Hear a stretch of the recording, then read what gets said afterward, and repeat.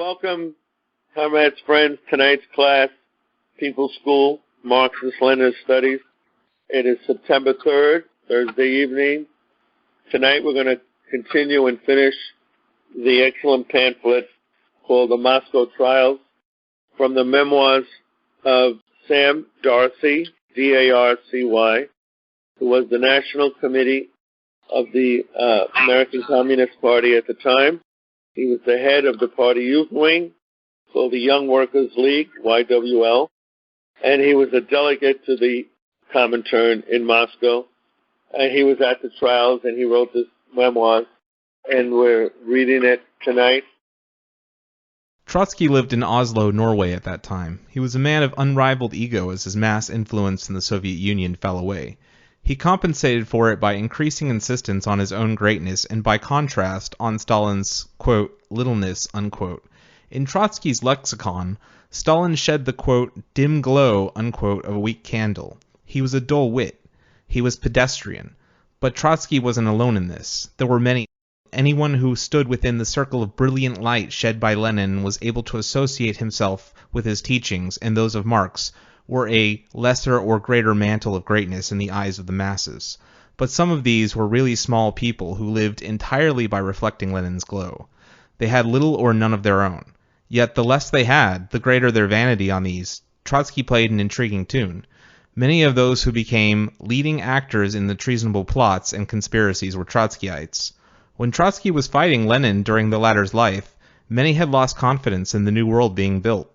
Many were newcomers to the movement who were flattered by the attentions they received, saw opportunist shortcuts to prominence and power, and were cajoled by the opposition to join. Typical of this was one Arnold, who later participated in several criminal acts, including one attempt to murder Molotov. During his trial, he told how he first joined the Russian Orthodox Church in Tsarist times. Then, during a stay in the United States, he became a Mason. Then he joined the Lutherans, and on his return to Russia after the Revolution, he joined the Trotskyites. In each instance, he was asked for his motives, and invariably he said that he wanted to, quote, mix in better society, unquote. The leaders of the Trotskyite and right-wing groups were already in a, quote, better society, unquote. Some of them had held leading posts in the government and industry, but they had once stood, quote, equally, unquote, in the circle around Lenin, and they watched Stalin's rise with envious, jaundiced eyes. Piatakov, one of the leading conspirators, later told how Trotsky played it. In many hours of discussion, he had said to Piatakov, quote, who is this giant that he stalks among you as if you were pygmies? You are small not because he is big, but because you accept to be small. You have not cut the umbilical cord that ties you to his navel. Stand up like giants yourselves and see how Stalin will strike. Halfway measures are no good. Endless talk and discussion just proves you indecisive. Stalin must be removed physically. Then you can all rise to power. You must act like big men. Stalin must be destroyed now, etc., etc. As I said in the courtroom during the trial, and later Piatakov tell the story of Trotsky working on him, it kept occurring to me that Piatakov could not have read Shakespeare, for in his play Julius Caesar, that master of character unfolds the same base motives played on by Cassius, who was ensnaring the willing, though piously protesting Brutus into his murderous cabal. Said Cassius, quote, I was born as free a Caesar. So were you. We both have fed as well, and we can both endure the winter's cold as well as he. This man has now become a god, and Cassius a wretched creature, and must bend his body, if Caesar but carelessly but nod on ye gods, it doth amaze me. A man of such a feeble temper should so get the start of the majestic world, and bear the palm alone. Why, man, he doth bestride the narrow world like a colossus, and we petty men walk under his huge legs, and peep about to find ourselves dishonorable graves. Men at some times are masters of their fates. The fault, dear Brutus, is not in our stars, but in ourselves, that we are underlings Brutus and Caesar. What should be in the Caesar? Why should that name be sounded more than yours? Thus Trotsky won the petty connivers one by one. Of course they could not come to the people with their greed of personal power and avarice alone. To that they confessed only as they stood in crushed defeat in the criminal dock. So Trotsky also gave them a program. Socialist construction was really Stalinist construction. It was destroying Russia's economy, not building it. Look how lacking the people are in consumer goods. By the end of 1934, there would be a complete collapse and famine, as there can be no socialism built in one country, so there can be no counter-revolution in one country. He then told them of his close agreements for, quote, cooperation, unquote, with the German Nazis. It seemed to work for a time. Times were hard in the Soviet Union during that first 5-year plan. Not only plain people, but leaders lost faith or never had faith in the path that they had taken, and many fell away. And Trotsky's agents and their German partners found ever-increasing circles of conspirators as allies. The Radek Group and all its followers, the Bukharin Group, the Tomsky Group, Chatskin-Loman Group, the remnants of the Zinoviev-Kamenev Group, the Yagoda Group, the Bukhatchovsky Group. One after the other, they fell worm-eaten, rotten plums into the net of Trotskyite Nazi conspiracy. Their numbers grew to tens of thousands, and with it their confidence mounted to bolder, even bolder deeds. As you're reading this, Comrade, in all my years in the communist movement, I've seen people like this. I want you to know that. I've seen people, even in our own party, who want to show how much they know more than the leadership. I've seen this, comrades. It's always from newer people into our movement. I've seen this in the old party when I was in the CPUSA. And it's a form of envy. It's a form of putting yourself first and the collective second. It's very dangerous. It comes out of individualism.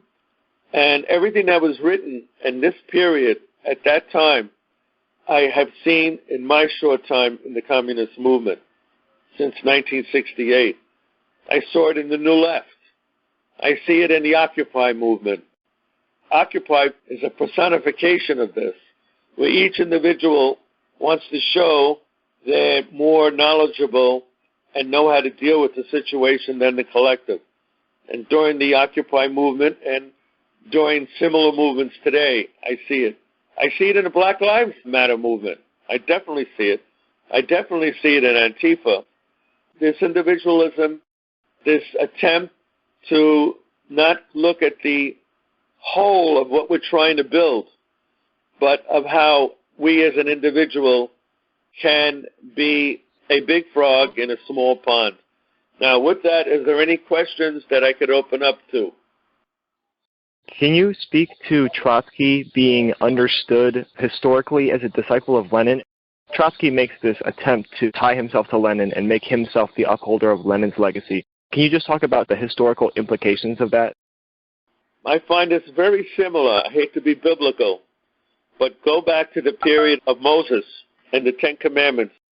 One should study that, the human relationship. It's the same thing. Each person tried to be connected to the leader, in that case Moses.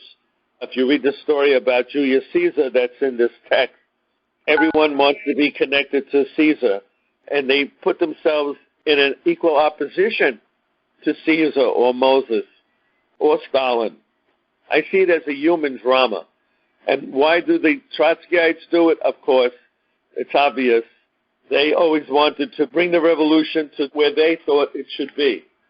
Remember that before the revolution happened, Trotsky was with the Mensheviks. Let's not forget that. He was a very Johnny-come-lately to the revolution. Let's not forget that Stalin had very, very numerous occasions where he disagreed strongly with Trotsky. And that is not discussed by Trotsky's followers. They want to be anointed as continuing the revolution that Lenin started. And I think it's obvious to any person in history that it was Stalin and the rest of the Politburo and Central Committee that followed Lenin's path, not the intellectuals, not the intelligentsia. Remember who were the intellectuals in the leadership. On the left, there was Trotsky, and on the right, there was Bukharin. Remember that. They were the main intellectuals in that group of 3 or 4. We read a little more. Continue. In July of 1935, when I arrived in Moscow, the first 5-year plan was already completed, but the rules governing its period of operation had not yet been lifted. The All-Soviet Planning Commission had not yet submitted its report to the All-Soviet Union Congress, and the All-Soviet Congress had not yet decided how much of a dividend they could declare to the people. Everybody was still on rations. Good spot-on ration cards were at reasonable prices, but anyone who wanted to buy above rations could do so at government stores, but they had to pay very high prices. People had lots of money, for wages were high, and a few indeed were those who did not earn above the minimums. But there were not enough commodities to buy with those wages, and so while money was plentiful among the people, they were still wearing clothes which were bought 1 or more years previously. Household furnishings were spares, and the supply of food limited the Trotskyites for spreading rumors all over the country that the availability of money was meaningless since the money itself would soon lose all value. It was widespread.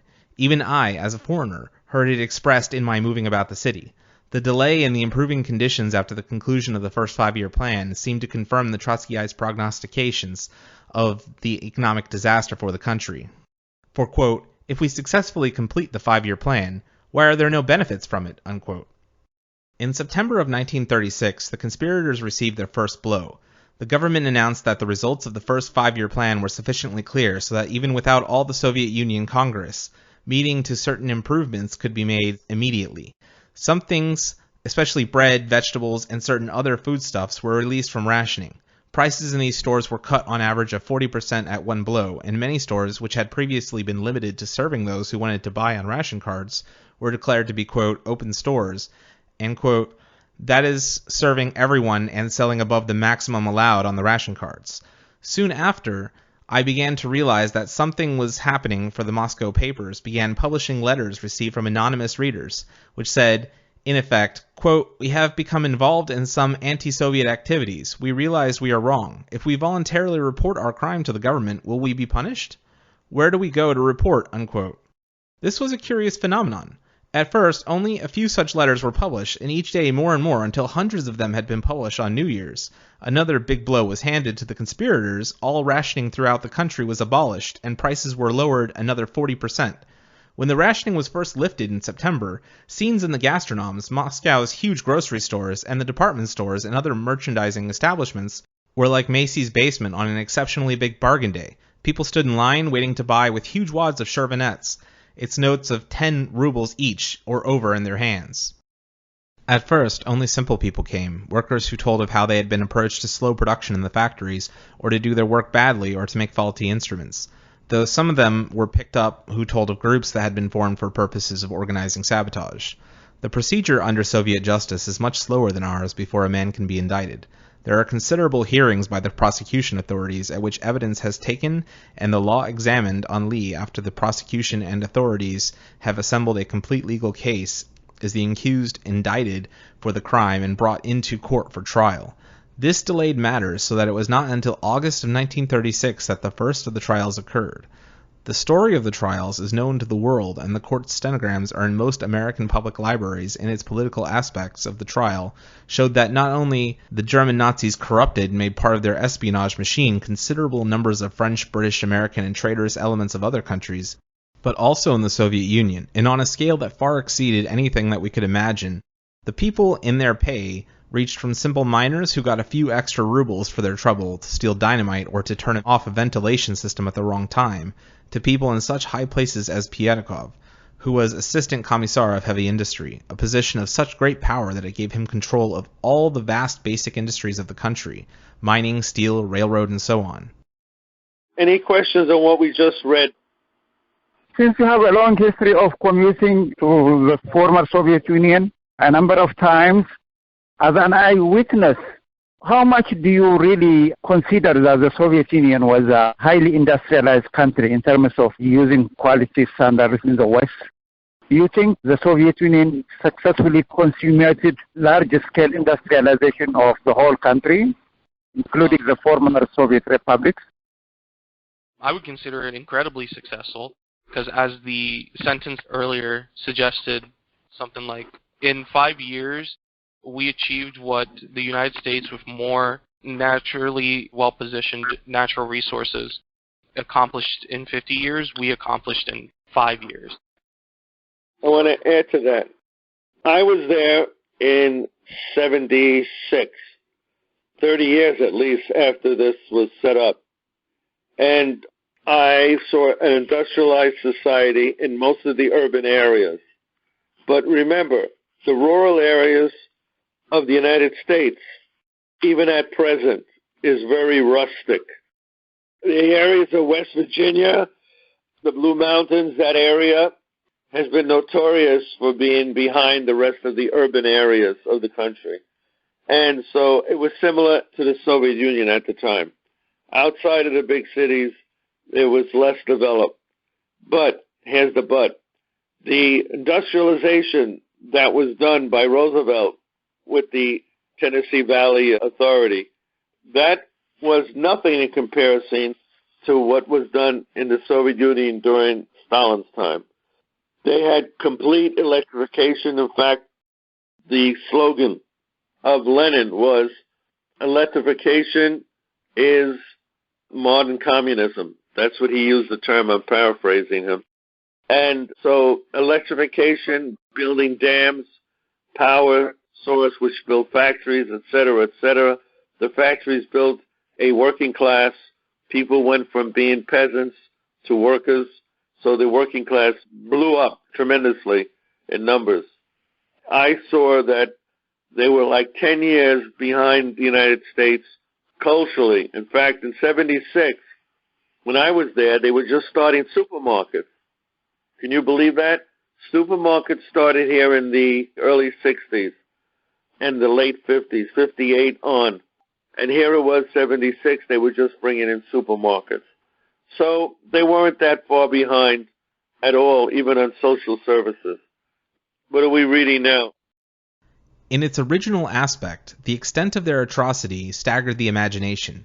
And as a note here, I would like to just point out, this part is extremely important. This is one of the most useful paragraphs in the entire pamphlet. They wrecked trains loaded with Red Army men, killing scores. They callously hid dynamite in children's playgrounds so that it blew up, killing many.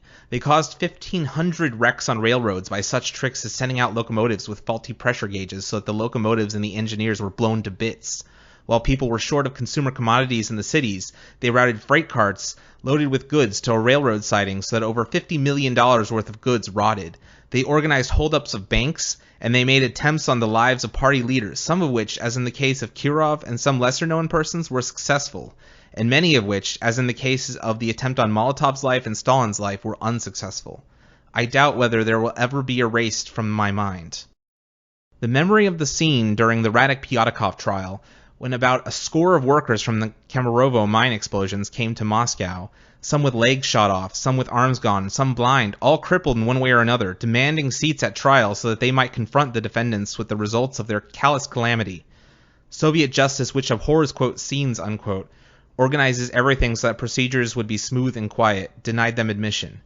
And for 2 whole days, these victims picketed the courtroom. The callousness of some of the defendants was almost beyond belief.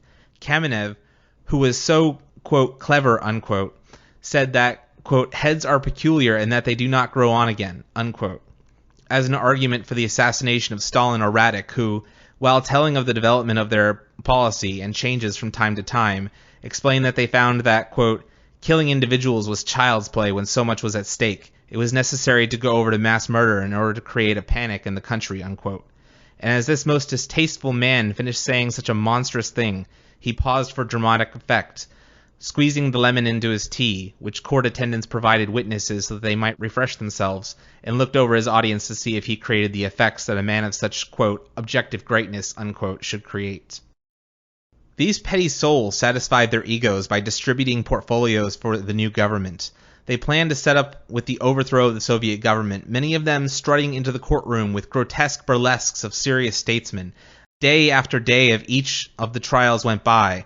Probably more shocking than anything else was the unfolding of the story of how they entered the employ of the Nazi government. Radek telling of his deals with the members of the Nazi embassy in Moscow, and boastfully explaining how he had refused to deal with lesser Nazi government officials and insisted upon negotiating with the most important of them.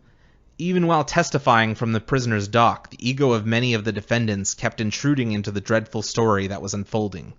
Radek, Pyatakov, Sokolnikov, and others kept asserting that he was the one and not the other who succeeded in initiating the contacts with this or that Nazi big shot, or that he was the one who first made this or that analysis, etc., etc. It was gruesome and lurid told how he had received Franz Waitz, who came as representative of Himmler, who at that time was the leader of the SS, the Nazi Black Shirt Guard. Piatakov told how the Nazi government provided him with a special plane to make a visit to Trotsky in Oslo, etc., etc. Some of those who played a leading part in the conspiracy either could not stand the humiliation of having become Nazi agents or the humiliation of going through a trial and committed suicide. These included Lamendus and Tomsky. I'm going to give a paraphrase to everything that was just read. United States Ambassador Joseph Davies to the Soviet Union. His memoirs called Mission to Moscow. Everybody should be writing this down now. He verified these dynamite bombings of Sabotage. He verified this. He saw these things. This is the American ambassador, not a communist functionary. What he was describing, and which has not been described so far in this discussion, is the term fifth column. This is a term not familiar to young people. Fifth column. It was used quite useful, and it was used many times during this period in Europe. The Nazis came into areas in France and areas they occupied. They had their own people there. They prepared the way for the Nazi invasion. The fifth column term comes from the Spanish Civil War, where the Franco forces were boasting that they had one column here, one column in Barcelona, and all over the country. But there was a fifth column, and the fifth column was inside Madrid. Madrid was the center of the Republic, the bastion of the Republic. And the fascists say that we had a fifth column inside the city of Madrid. That's how strong it was. So that term, fifth column, was seen as sort of a Trojan horse, if you know the history of Troy, the Trojan horse, where they brought the horse inside the city of Troy, and in the horse was hidden Greek soldiers from Athens or Sparta, and they came in, opened the gates, and they're the ones that helped destroy Troy. The fifth column, the Trojan horse.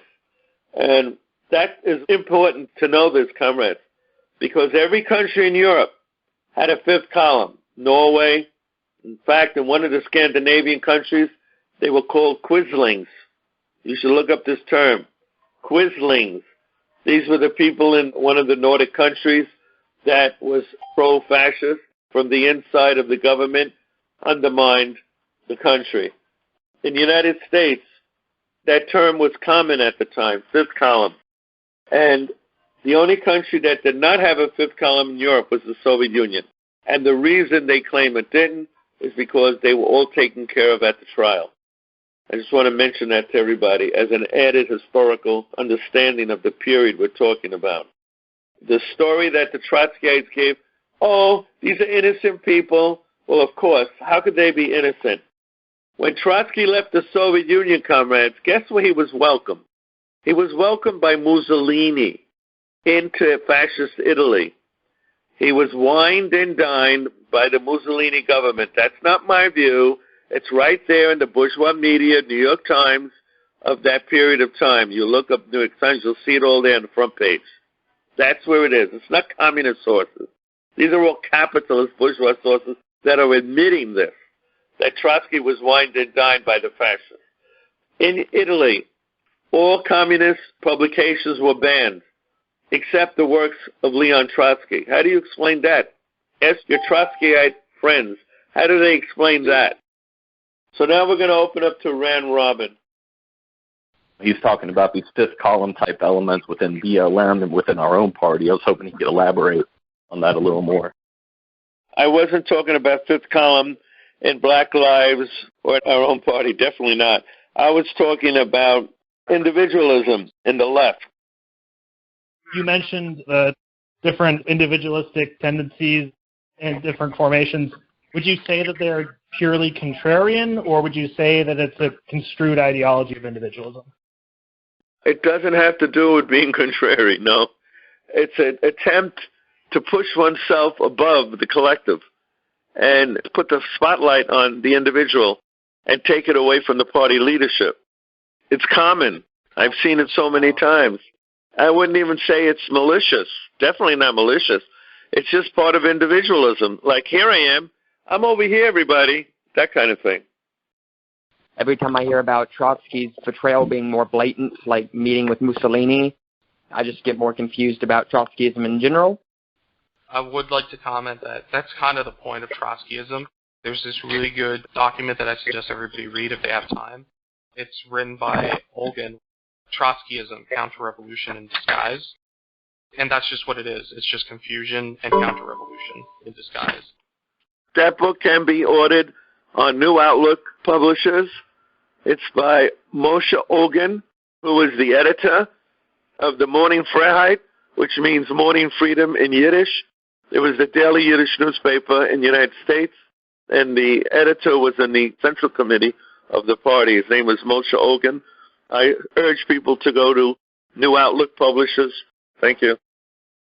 It's really striking and ironic that you see the same maneuvers being done in Cuba when they're trying to assassinate and throw dirt on the Castro regime and other countries around the globe.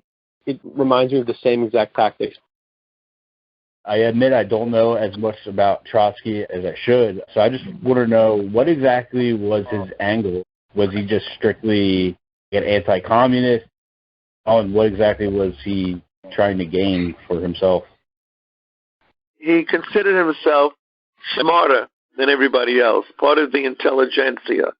He was very confident of his writing skills, and he considered himself should be in the leadership of the country, and that's why he was willing to have the Soviet Union divided, the same way France was divided, the same way Yugoslavia was divided by the Nazis, and they set up puppet governments in Croatia, in Yugoslavia, and in France, the Vichy government, Vichy France, and the same thing they wanted to do to the Soviet Union, where Trotsky would have his own fiefdom, and so would Bukharin, and that's it. Simple, very simple. One of the comrades has some questions about individualism and how it pertains to what's going on. A lot of people have already seen it, but recently there's this other documentary. It's called Century of the Self by Adam Curtis. It's from 2002, but it goes into depth on individualism and its manifestation in the 20th century in Western countries. I was wondering how organized the conspirators were, and was there any other groups that were sabotaging and not associated with this Nazi coalition?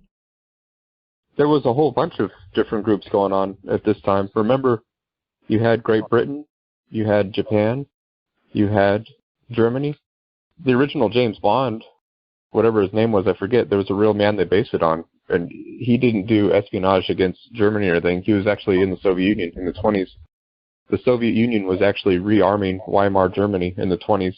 And this is a forgotten page of history, but the very same officers in World War II on the German side were actually trained in the Soviet Union in the late 20s and the early 30s, where they had special military schools and technology centers.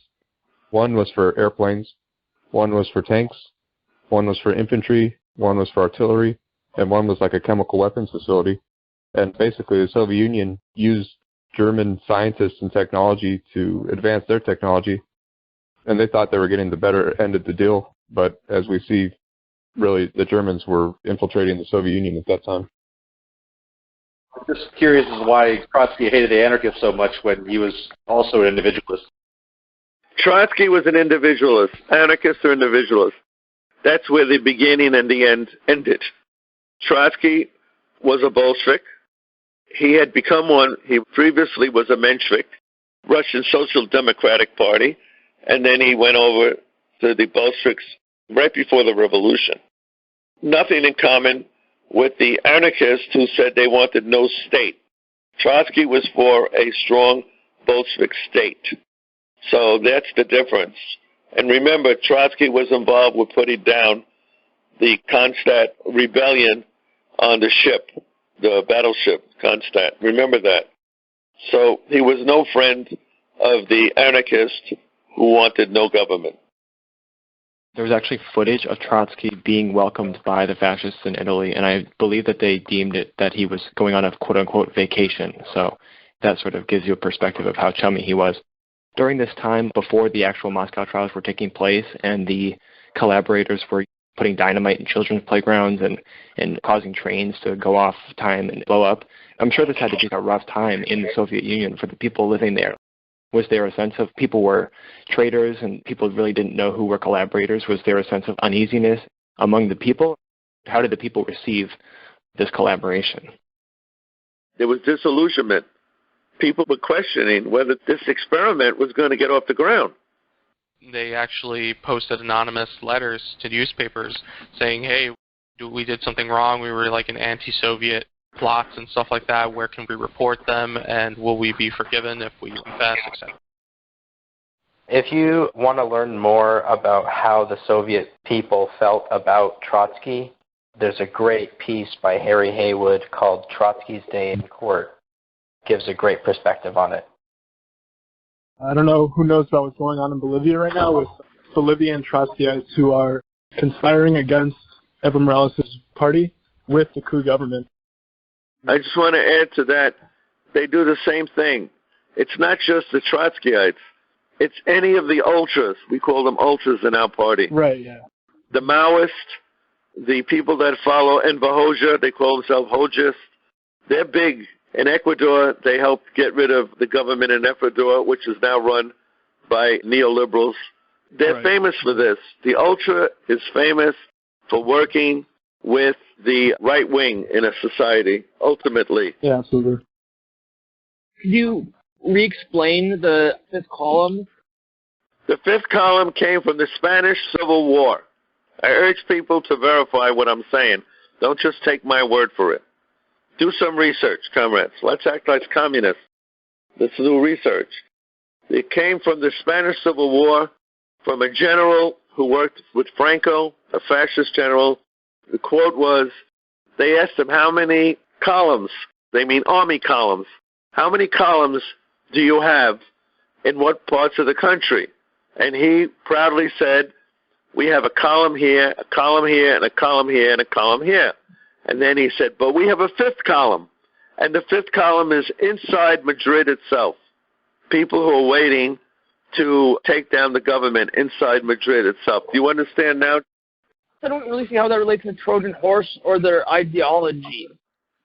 What it means is essentially the fifth column is the advanced part of the fascist force. So essentially the fascist or reactionary force or the traitors or the opportunists that are within the country flock to these reactionary and ultraleftist groups, and that's what forms the fifth column, to weaken the state before the fascist state. Right, it's very simple. So they're basically not an army provision, they're like a group of citizens. Yes, right. But they mean the same thing. It means the same thing. It's the enemy inside the city of our people. Same thing. It's like a Trojan horse. That's all. So am I to understand that France's surrender to Nazi Germany, was that an outcome of a fifth column operation? Oh, definitely. Definitely. These days, in the TV shows, they talk about the amazing German blitzkrieg. It's so amazing. It defeats everybody in 30 minutes. But what they forgot to talk about was that France, this Popular Front government, there was a lot going on in France at the time. The big capitalists, basically their equivalent of the Fords, the Hearsts, they both have Nazi medals. Certain portions of the British society as well. And I'm not talking about the British fascists, but even like Churchill, they had a backdoor communication with the Nazis.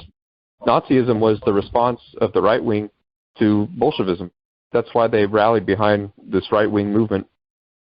Regarding that, definitely it was not the only reason that France fell, but we can see when Germany invaded, they already had collaborators within the French political system to set up the Vichy French state and all those politicians that ended up cooperating with the Nazi occupation. And that was their fifth column. And the fifth column, generally with fascism, it's the inter-border capitalist reaction to the advance of Bolshevism and socialism and the decay of capitalism. These collaborators will many times go against their national interests, even if they are self-described nationalists, to be opportunists and get power and seize power. And that's what mainly forms these fifth columns. Another name for this, Pierre, P-I-E-R-R-E, Pierre Laval, L-A-V-A-L, was the head of the Nazi Party in France. When the German troops marched in, Laval and his party were put in control of different sections of the government in Vichy, the Vichy government. They were responsible for rounding up French Jews and sending them to concentration camps. It was Laval and his people. They were the fifth column in France. Thank you. I think we should adjourn. Thank you. All right. So with that, the meeting is now closed.